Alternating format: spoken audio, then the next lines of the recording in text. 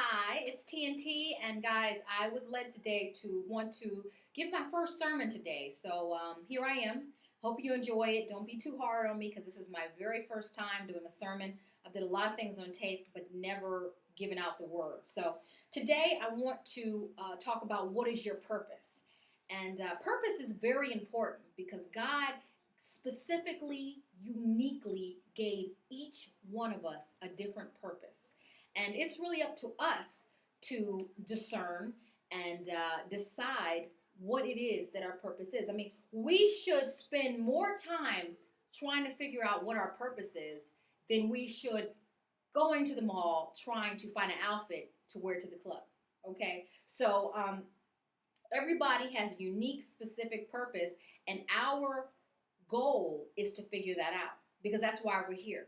God placed us on this earth to fulfill a specific need. We are to be a vessel fit for God, fit for his use.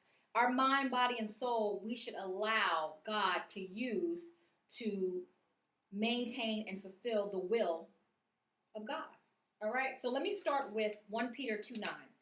But you are a chosen people, a royal priesthood, a holy nation, God's special possession, that you may declare the praises of him who called you out of darkness into his wonderful light. So basically, what I get from this, you may get something different, but what I get from this is that we are all sinners.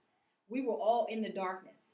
And it's by God's wonderful light that we are found and we are chosen. And once we know that we are chosen, then we are going to reevaluate ourselves and our time and what we do. Going to the club. I know I have some people that are upset with me, but going to the club, what is your purpose? What is your purpose of going to the club? I'm not saying that you can't go, have fun with your friends, go to a birthday party, something like that. But if your purpose is to go to the club just to put on an outfit, have your hair done so you can try to find a man, ladies, first of all, a man that's in the club is not looking for a woman. He's looking for a good time. All right. And men in the clubs, if you're in there trying to find you a woman, baby, that's not going to work. Okay. Number one, God is not in the club. All right. I don't want to be anywhere that God is not. I don't know how you are, but if God is not there, I'm not going to waste my time there. But that's why you need to find your purpose. Once you have purpose, then you will cut out a lot of things in your life that serve absolutely no purpose for you and to you. So that's why it's important for you to find your purpose. The devil makes the world look appetizing. You look at all the reality shows on right now, and you see the housewives, and you see all the different things. I'm not going to glorify them, give them any shine, because God gets all the glory today. He makes things look good. You see them with their Aston Martins and all those different types of cars, and you think it looks good. The devil loves to entertain you by containing you, and I got that from Creflo. Love Creflo. The devil entertains you by containing you. So the devil wants you to look at somebody else and envy somebody else's life and say, ooh, I want that. I want what they have. I want to be like them. But be careful who you envy, because you don't know what that person went through to have to get that. So that's why you have to fulfill your purpose, the purpose that God uniquely created you for, because it's to serve some need that this world needs. And it's not just to be on a show and act like you're more than what you really are. Nothing is more dangerous than a person who has lost hope and purpose. Our kids, our youth are in trouble right now because they're so busy wanting to be reality stars and NBA stars and all this other kind of stuff that they don't understand that may not be their purpose. Not everybody is going to be an NBA star. Not everybody is going to be a basketball wife. Not everybody's going to do that. But God needs some people that will allow their minds to be so open that he can use them as a vessel. So that's what we need to do. Our only job is to glorify God. That's what our job is. Our job is not to go get our hair done every week. That's not our job. That's great that we can do that, but that's not our job. Our purpose is not to go around life trying to find gratification. The world is going through it right now with diseases and all this other kind of stuff because everybody wants instant gratification. Everybody wants to get something real quick. Oh, let me get this, let me get this, let me do this, let me do that, let me be with this girl, let me be with that man. Everybody wants instant gratification. And see, that's the problem. When you mature as a Christian and you mature as a person of God, you'll understand that you're not going to get everything that you want at one time. You know, God may want you to go through something. It's only through pain and pressure that we get growth. That is only through that. We just don't just, I want this today and I get it tomorrow. Sometimes we think we want something, but when we get it, we realize, oh, no, that's not what I want. When we know better, but we still decide to do wrong, we are further opening the door up for the devil. Again, you have to know what your purpose is, because when you know your purpose, you'll know if something or somebody is pushing you closer to God or they're pushing him further away from you.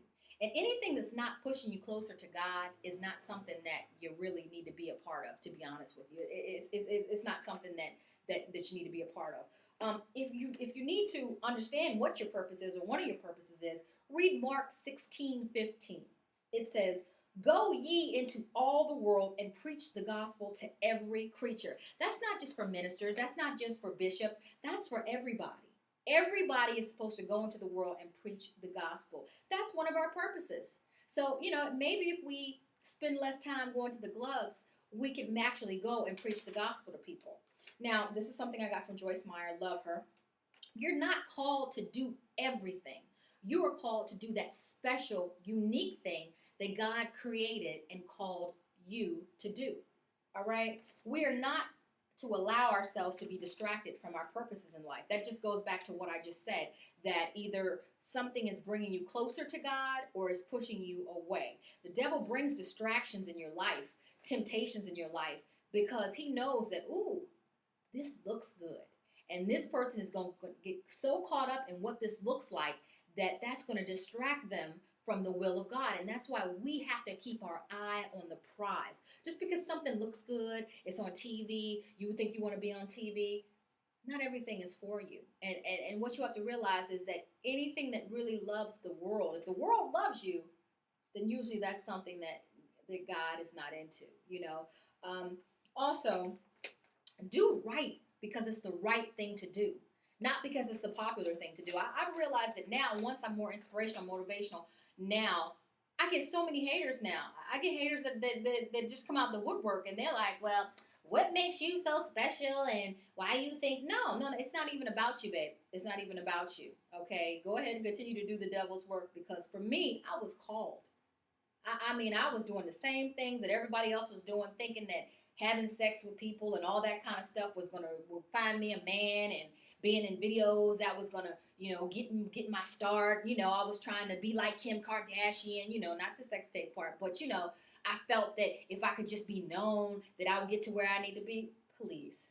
Once I had a switch back in 2001 and I only had God to rely on, I realized that once you're down to just God, you have everything that you need to succeed. So for me now, I don't care about being rich or famous. I would like to be wealthy, but I don't care about being rich or famous. For me, the most important thing for me is to fulfill the will of God for my life, to allow God to use me as a vessel, and whatever it is that he puts in me, I want to give out.